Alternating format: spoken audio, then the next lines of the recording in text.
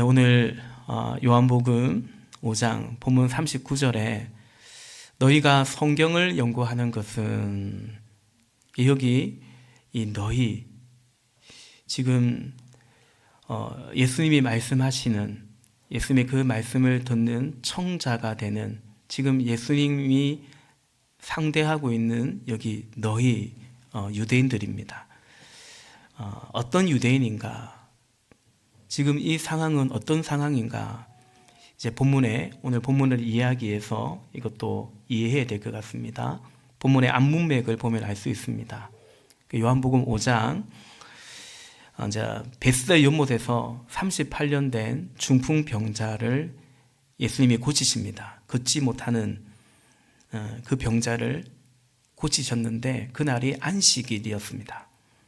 유대인들은 이걸 문제 삼았습니다. 요한복음 5장 10절에 보니까, 그래서 유대 사람들은 병이 나은 사람에게 말하였다. 오늘은 안식일이니 자리를 들고 가는 것은 옳지 않소. 옳지 않다라는 겁니다. 38년 동안 걷지 못했던, 이제나 저제나 그 벳의 연못에 물이 부글부글 끓으면 천사가 내려왔다고 믿었더래요. 그러면 제일 먼저 들어가는 사람이 어떤 병이든 낫는, 그게 이제 벳사 연못에 일어났던 요한복음 5장의 일인데, 언젠가 제가 말씀드렸죠. 우리가 믿는 복음은 그런 전술 같은 것을 믿는 게 아니다라고 했습니다. 그러니 이 사람은 걷지 못하죠. 제일 먼저 뛰어 들어갈 수가 없어요. 그런데 예수님께서 그곳에 오셔서 네가 낫고자 하느냐라고 말씀하시면서 그를 고쳐주셨습니다. 그렇게 그토록 오랫동안 병치레를 하고 있던 그가 고침을 받았는데, 그 누운 자리를 들고 걸어가는데 그걸 보고서는 야, 안식일인데 이거 옳지 않다라고 말하는, 이거야말로 정말 옳지 않은 거죠. 이 사람들이야말로 옳지 않은 것입니다. 안식일 계명의 본질은 없고, 말 그대로 진정한 안식이 이 사람에게 있는데 그게 안식이 계명일지인데 그 계명의 본질은 없고 그냥 문자만 붙들고 있는 것입니다. 좀 더 시간이 지나서 누가 이 사람 병을 고쳐줬냐라는 거죠. 예수님이셨죠. 그걸 이들이 알게 됩니다. 그래서 예수님을 만나서 그걸 또 따져 묻습니다. 요한복음 5장 16절 말씀해 보니까 그 일로 유대 사람들은 예수께서 안식일에 그런 일을 하신다고 해서 그를 박해하였다라는 것입니다. 그리고 이제 5장 18절에 가보면 박해하는 정도가 아니라 예수님을 죽이려고 했다. 죽이고자 하는 마음도 품었다라고 기록하고 있어요. 정리하면 지금 예수님과 대화를 나누는 너희라고 하는 이 사람들은 강한 종교적 신념을 가지고 있는 자들인데, 그런데 그들 입장에서는 거기에 도전하는 것만 같은 이 예수님을 이들은 적대시 여기고 박해하고 죽이려고 했던 것입니다. 예수님은 지금 바로 그 사람들을 상대하고 계십니다. 예수님은 오늘 이들의 모습을, 그들의 신앙을, 실체를 드러내십니다. 그들이 가지고 있는 종교적인 가면을, 그 포장을 벌거벗기듯이 드러내십니다. 아담과 하와가 창세기 3장에 보면 하나님께 불순종하고 그 선악과 열매를 따먹고 이들이 이제 서로 벌거벗었음을 알고 부끄러워진 거죠. 죄는 부끄러운 거거든요. 그래서 무화과 나무 잎으로 자신들의 그 벌거벗음을 가리려고 했죠. 그런데 그것으로는 우리의 죄가, 우리의 부끄러움이 가려지지 않는다는 사실을 아시는 하나님께서 그 무화과 나무 잎을 벗기시고 가죽 옷을 지어 입혀 주셨듯이, 오늘 예수님께서도 이들이 가지고 있는 종교적인 집념과 그 의와 그런 것들로는 자신들의 부끄러움, 죄 문제가 해결되지 않고 그래서 하나님께서는 오늘 예수님께서는 이들에게 사실은 은혜를 베풀어 주고 계십니다. 설교 후반부에서 이미 이들에게 예수님이 어떤 말씀들을 해 오셨는지를 제가 말씀드릴 텐데 분명히 그러합니다. 사랑하시는 여러분, 하나님 말씀은 사실은 그러합니다. 히브리서 말씀처럼 하나님의 말씀은 좌우에 날쌘 어떤 금보다 더 예리해서 우리의 생각과 우리의 뜻을 다 감찰하신다 했습니다. 다 드러내게 되는 거죠. 사랑하시는 여러분, 오늘 우리가 이 말씀 앞에서 벌거벗겨지는 은혜가 있기를, 내가 입고 있고 가리고 있는 그 무화과 나무 잎이 아닌 하나님이 입혀주시는 의의 옷으로, 그리스도로 옷을 입는 오늘 그와 같은 예배이며 그와 같은 은혜가 저와 여러분 우리에게 있기를 소망합니다. 예수님이 말씀하시는 이들의 실체는 뭐냐? 첫 번째, 당신들 믿음이 없다라는 것을 알려주십니다. 여러분, 이 사람들에게는 충격적인 거죠. 나아가 모욕적으로도 느낄 수 있습니다. 성경을 얼마나 연구하는데, 그리고 안식의 계명을 이처럼 철저하게 지키는 것처럼 그런 자신들에게 당신들 믿음이 없다, 하나님의 말씀을 믿고 있는 게 아니다라고 예수님 말씀하십니다. 본문 39절과 40절입니다. 우리 한 번 더 같이 읽어보시겠습니다. 시작. 너희가 성경을 연구하는 것은 영원한 생명이 그 안에 있다고 생각하기 때문이다. 성경은 나에 대하여 증언하고 있다. 그런데 너희는 생명을 얻으러 나에게 오려고 하지 않는다. 아멘. 이들이 성경을 연구하는 이유는 그 안에서 영원한 생명을 발견할 수가, 얻을 수가 있다고 생각하기 때문이라는 거죠. 그건 맞습니다. 그런데 예수님께서는 그 성경이 바로 나에 대하여, 예수님에 대하여, 메시아에 대하여 증언하고 있는데, 그리고 그 생명은 바로 예수님을 통해서 주어지는 것인데, 정작 그 오신 예수님을, 눈앞에 있는 예수님을 이들이 받아들이지 아니하고 오히려 배척하고 있다는 것입니다. 더 나아가 이들은 단지 예수님을, 메시아를 믿지 않는 게 아니라 그 예수님에 대해서 예언하고 증거하고 있는, 좀 전에 말씀드린 그 가죽 옷에 관한 말씀도 창세기 3장에, 그러니까 창세기니까 모세가 기록한 모세 오경 중에 하나 아닙니까?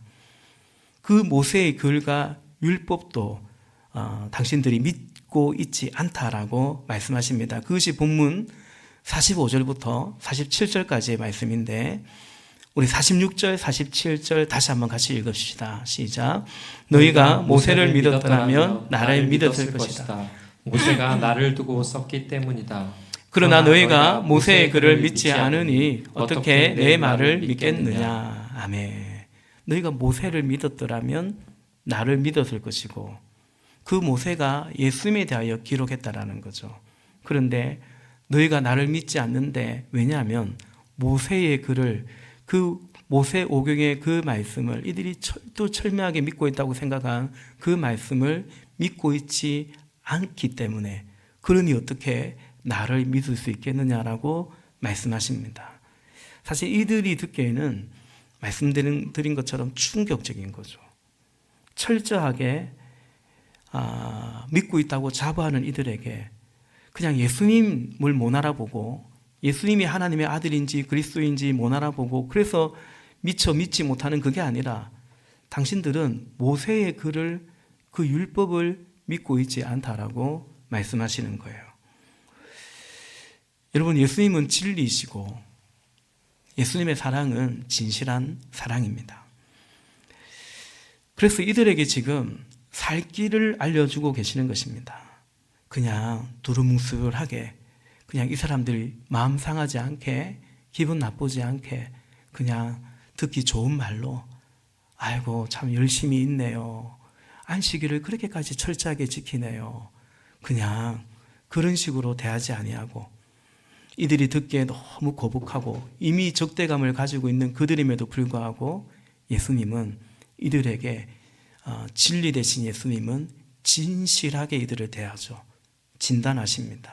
마치 환자를 사랑하는 의사가 그 환자에게는 충격이 될지 모르겠고 또 마음의 부담이 될지 모르겠으나 그러나 당신이 지금 몸 상태가 어떤지를 정확하게 진단을 내려주는 것처럼 그래야 그를 고치고 살릴 거 아니겠습니까? 예수님은 지금 이들을 살리고자 그들의 믿음을 진단하고 계십니다.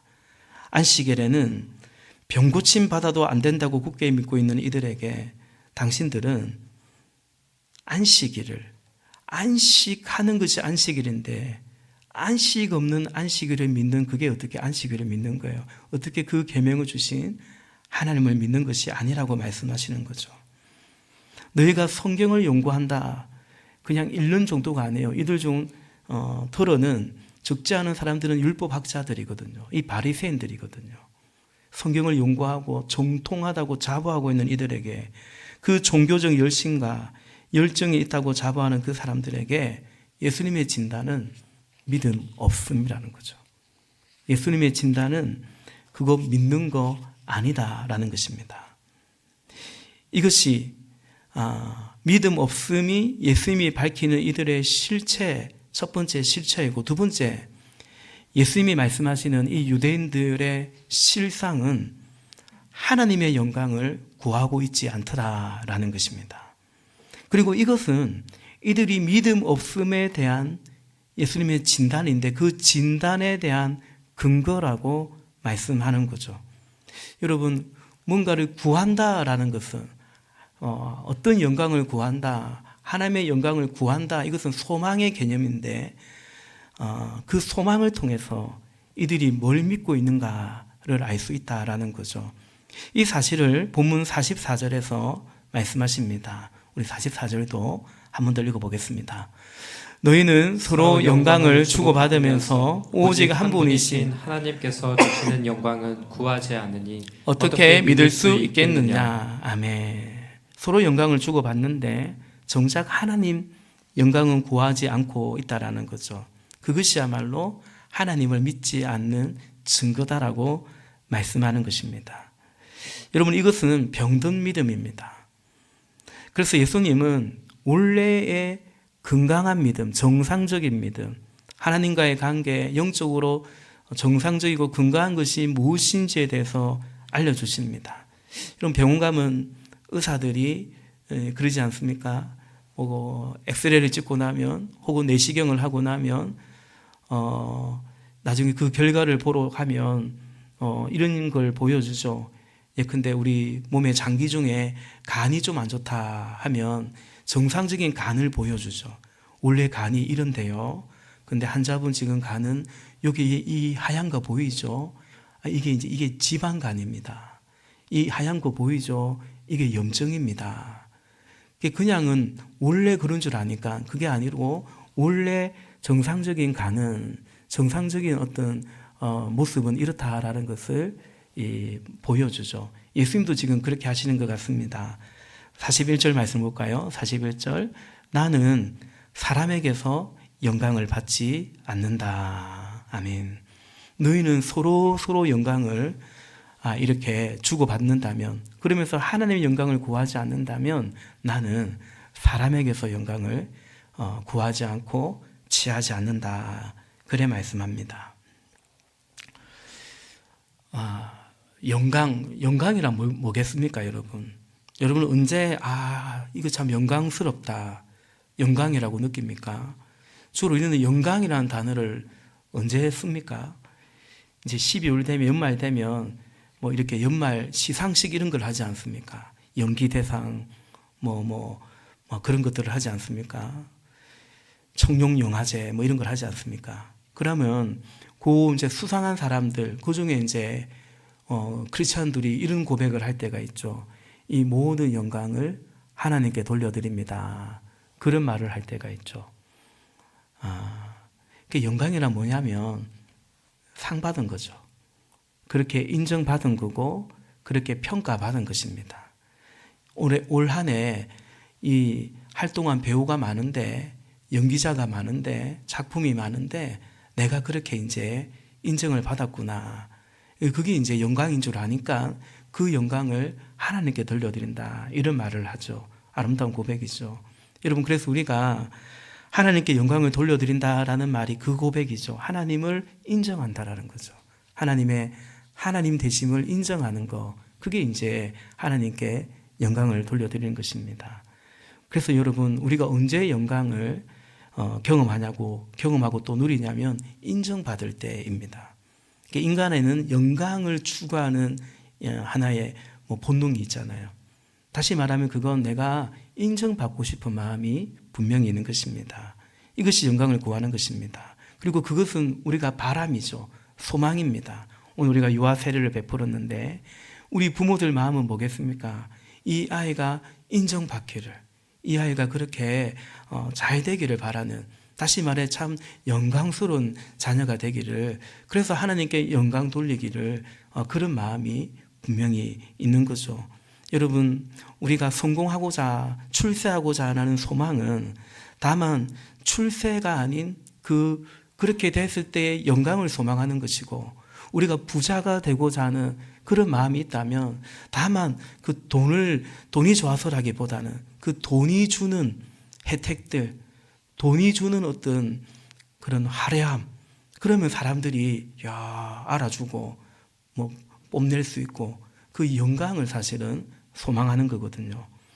그래서 하나님의 영광을 구한다는 것은 그게 나의 소망이라고 말하는 것이죠. 근데 그런 소망은 하나님을 믿을 때 가능한 것입니다. 그래서 오늘 이 유대인들에게 당신들이 하나님의 영광을 구하지 않는 이유는 하나님을 믿지 않고 있기 때문이라고 예수님이 말씀하시는 거죠.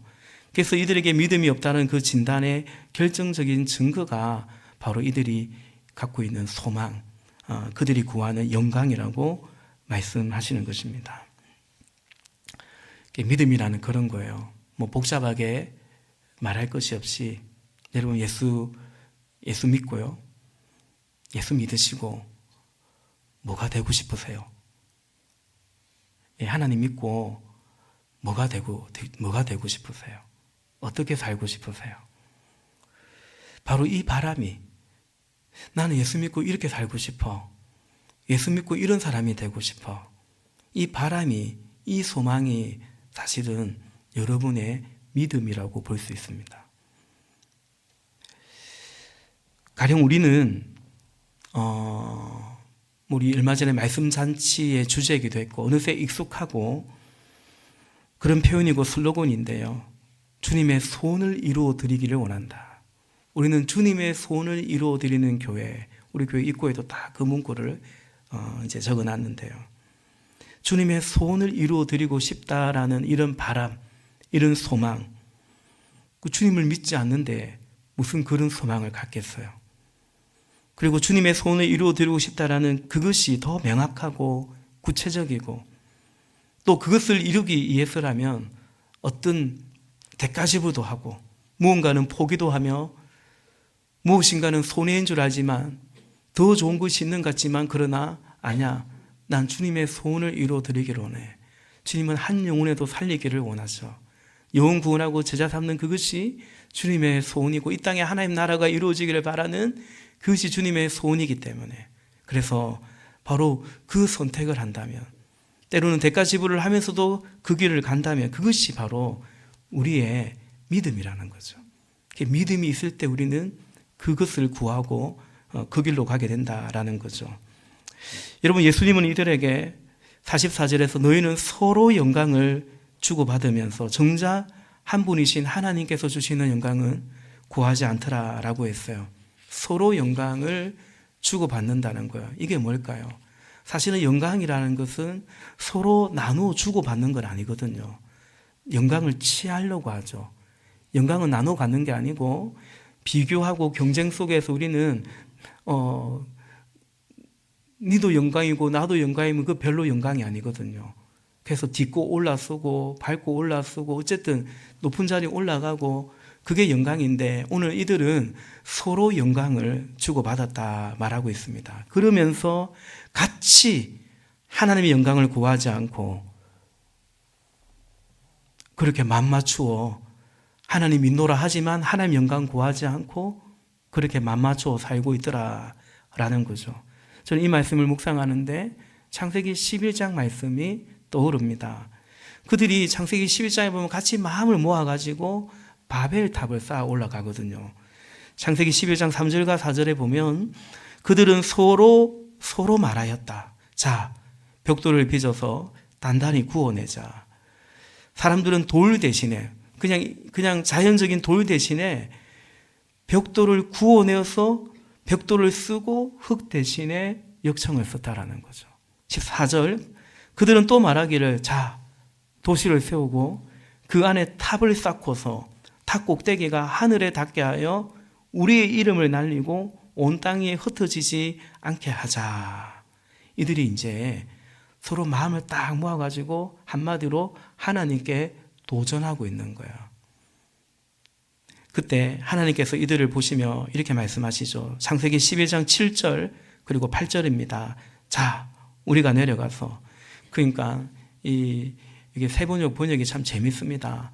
자, 우리가 서로 벽돌을 빚어서 자, 우리가 도시를 세우고 이러는데 그걸 또 보시는 하나님이 이제 삼위 하나님이 자, 우리가 내려가서 그들이 거기에서 하는 말을 뒤섞어서 그들이 서로 알아듣지 못하게 하자.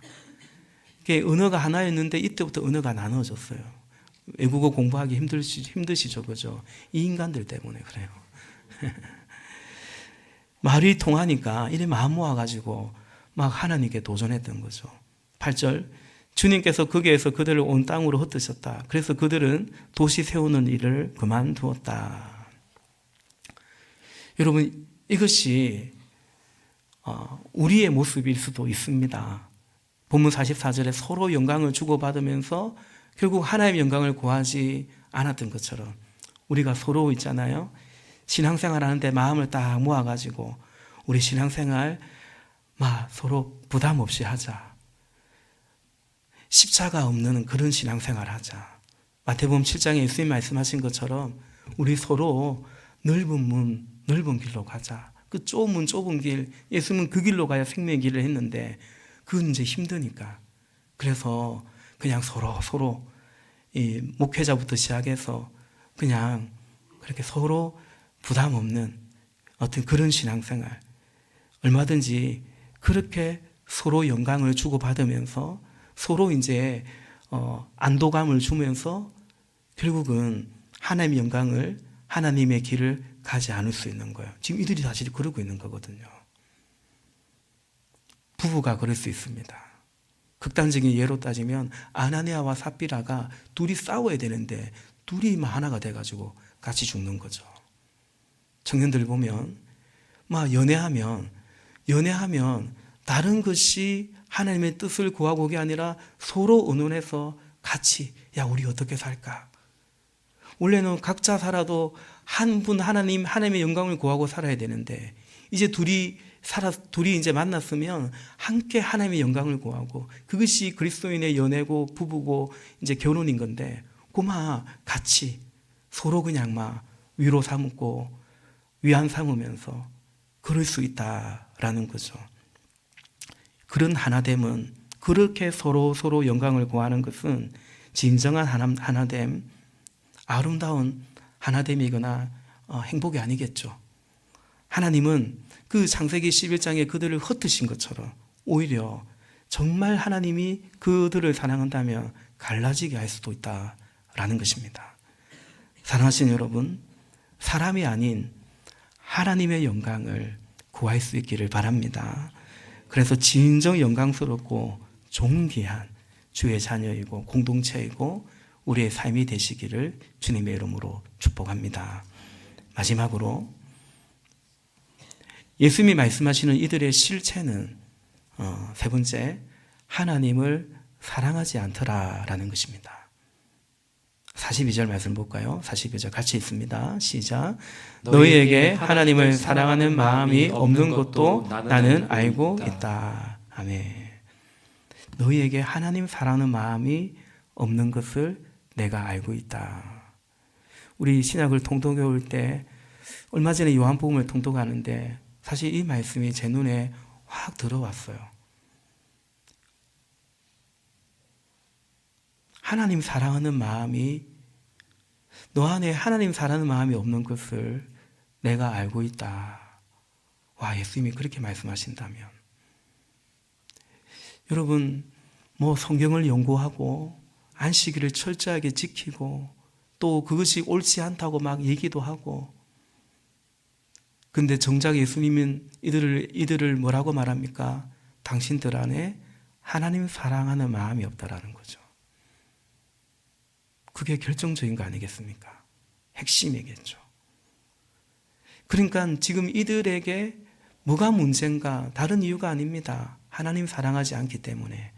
그러니 하나님의 영광 구하지 않고, 이 병든 사람이 나음 받았는데 그걸 위로하고 기뻐하고 축하하는 마음은 없고, 그거 옳지 않다라고 말해버리고, 성경을 그마에 연구했으면서도 생명을 주는 주가 되시는 예수님이 이 땅에 오셨는데 예수님은 배척하고 죽이려고 하고, 다른 이유가 아니라 그들 중심에 하나님 사랑하는 마음이 없더라라는 것입니다.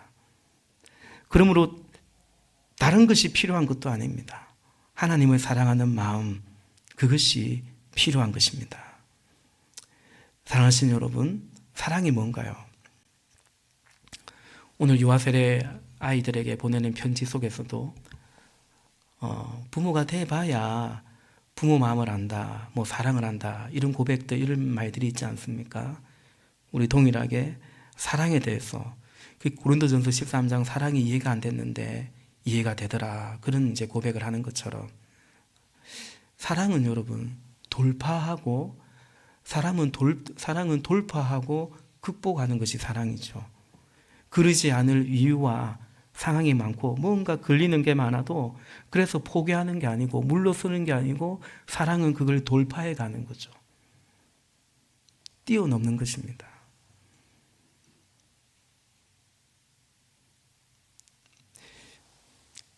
우리 지난 주간 참 국가적으로 거의 모든 국민들이 너무나 많이 놀랬지 않습니까? 근데 우리가 보았던 장면들 중에, 그죠? 그 군인들의 장갑차 앞에, 차량 앞에 온몸으로 막아서는 시민들을 보았습니다. 저항하는 거죠. 그 죽음의 위협이 있지만 그걸 저항하고 돌파해가고 극복해가는 것을, 이건 그냥 단지 이념과 사상의 그걸 뛰어넘어서 우리 안에는 그런 힘이 있는 것입니다. 여러분, 예수님 사랑이, 하나님 사랑이 그러합니다. 우리의 불신앙과 완고함과 그럴싸하게 나를 포장하려는 그 강교함을 돌파해서 우리의 어떠함이 아니라 그분의 의지로, 그 사랑으로 우리를 사랑하고 구원하시고, 그리고 빚어가시는 하나님의 사랑, 우리의 어떠함을 돌파해 오시는 그분의 사랑이죠. 사랑하지 않아도 될 이유가, 구원해 주지 않아도 될 이유가 많은데, 그런데 사랑은, 하나님의 사랑은 그 이유들을 잠재워 버린 것입니다. 사랑이란 그렇습니다. 그래서 때로 사랑이란 다른 사람이 보면 이해가 안 되는 면이 들어 있습니다. 몰상식이고 비상식이라는 것이 아니라 사랑 안에 그런 요소들이 있습니다. 제가 청년사역을 하다 보면 형제와 자매가 연애를 하는데, 왜 저 형제가 저 자매를 만나지? 왜 저 자매가 저 형제를 만나지? 뭔가 좀 이해가 안 되는 것 같은, 그럴 때 있습니다. 제가 청년부 사역 하다 보면 실제로 여러 번 그런 경험이 있는데, 이제 부모님이 저를 찾아와요. 이런저런 얘기하시다가 사실은 그 말을 하고 싶어서 온 거예요. 목사님, 내 딸이요, 고 형제랑 교제를 하고 있는 거 목사님 아시죠? 예, 알고 있죠. 그 좀 말려달라는 거죠. 내 딸이랑 그 형제랑 안 맞다라는 거죠. 뭐가 안 맞습니까? 심지어 가당키나 합니까? 이런 말도 들어봤어요. 그러니까 그 형제 혹은 그 자매 집안이, 학벌이, 외모가, 키도 작고 이런 말들을 해요. 사실 이건 꼭 다른 사람 얘기가 아니고 저의 경험이기도 합니다. 저희 장인어른이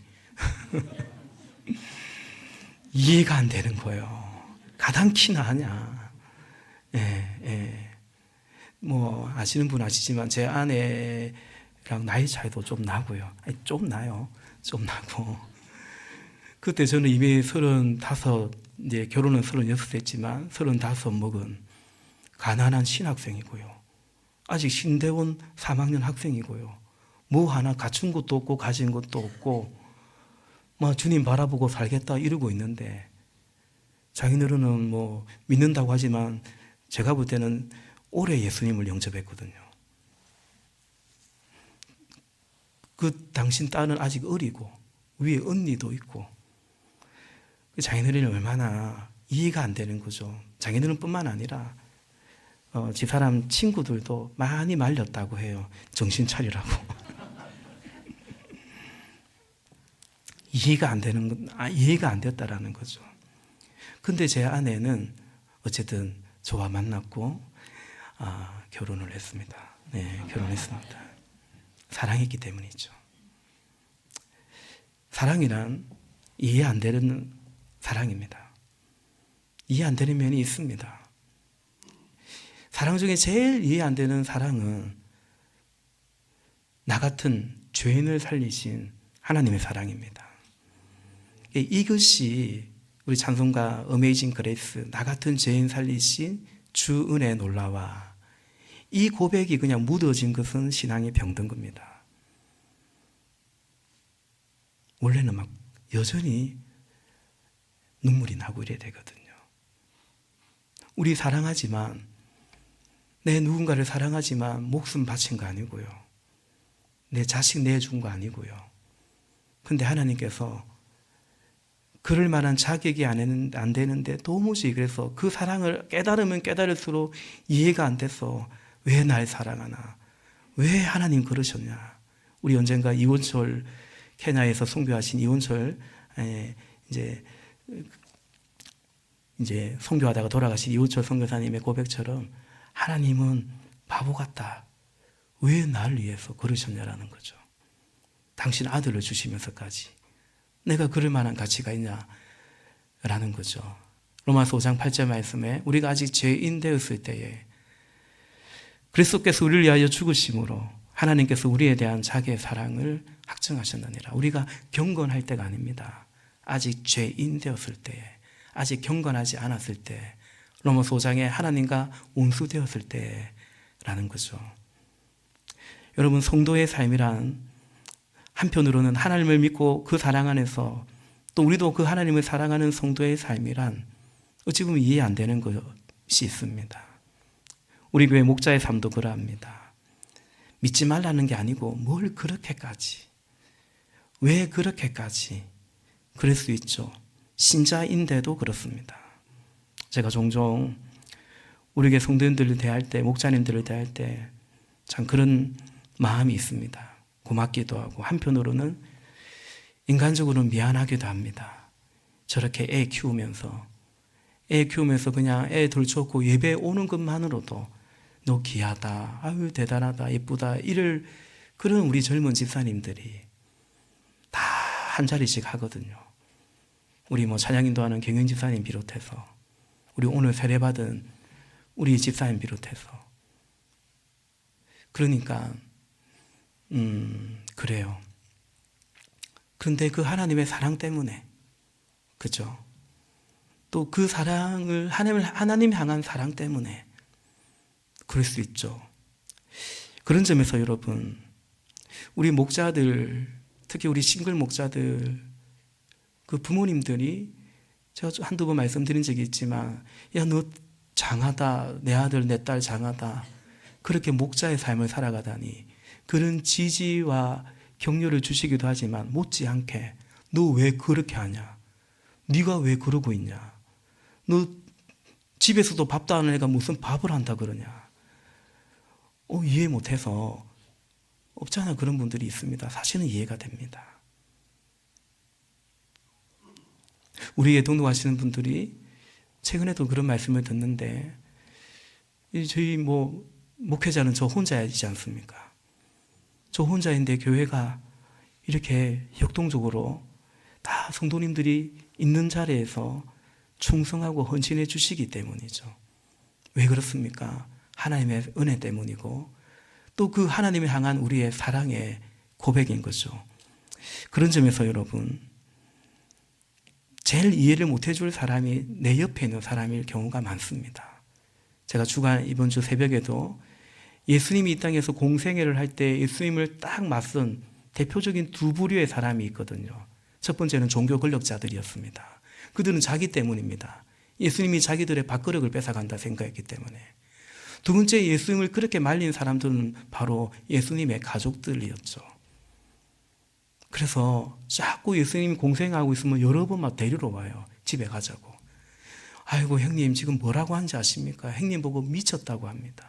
귀신 들렸다고 합니다. 동네 창피합니다. 막 데려가려고 그래요. 요한복음 7장에 그들이 예수님을 믿지 않았다라고 말하고 있고요.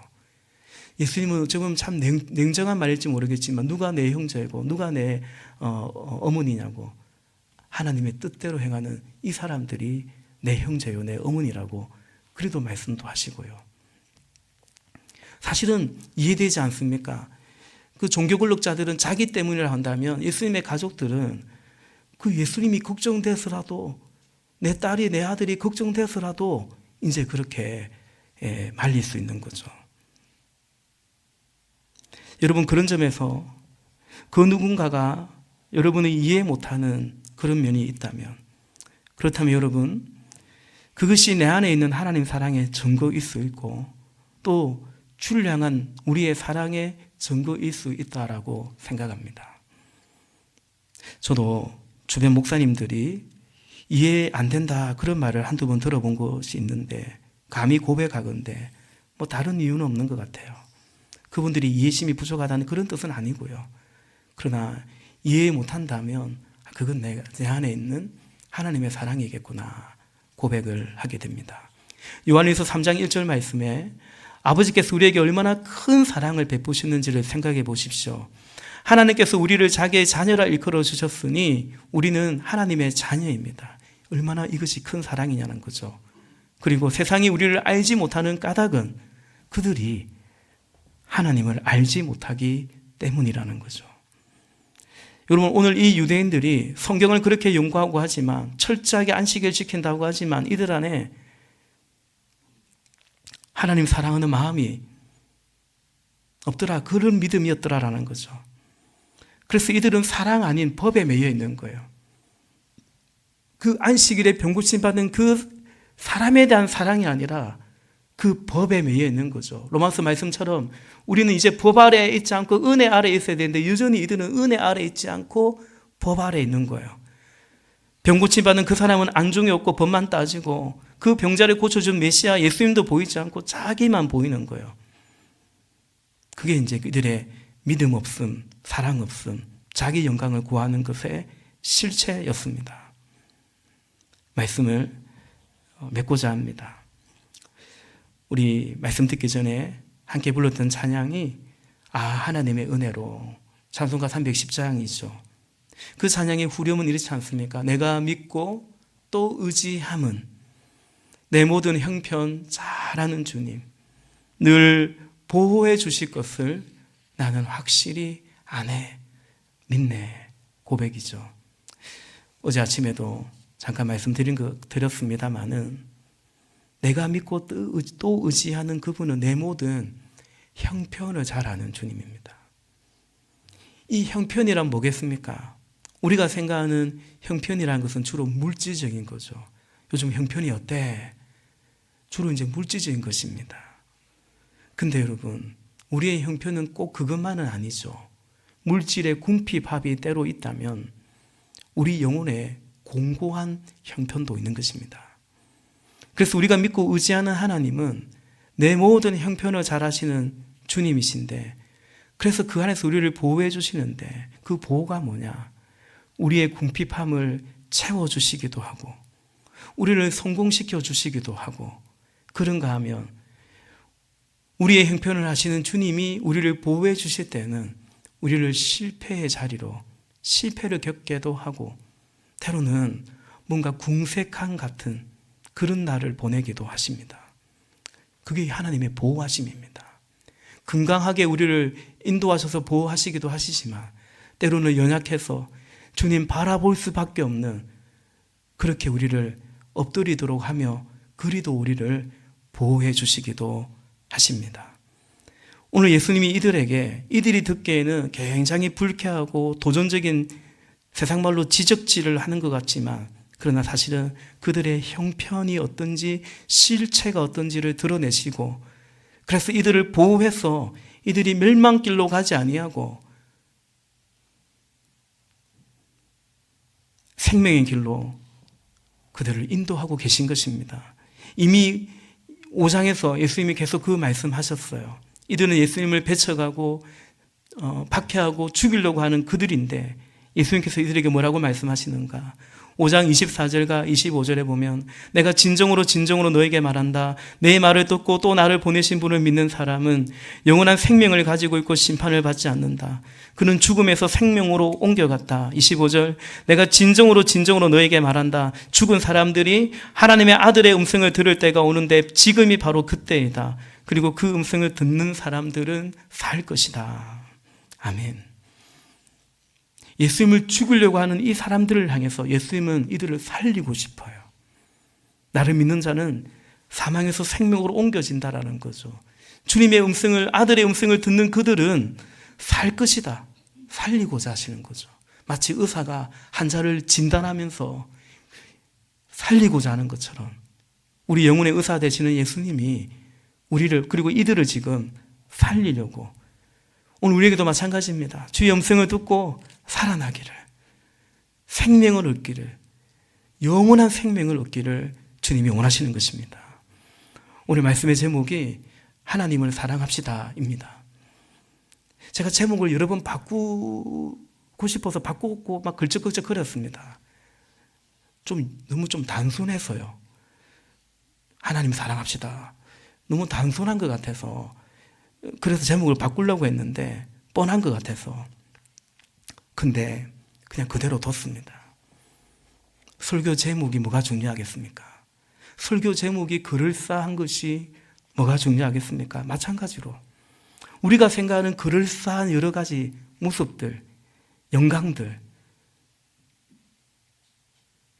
그것이 아니라 하나님 사랑함이 중요한 것입니다.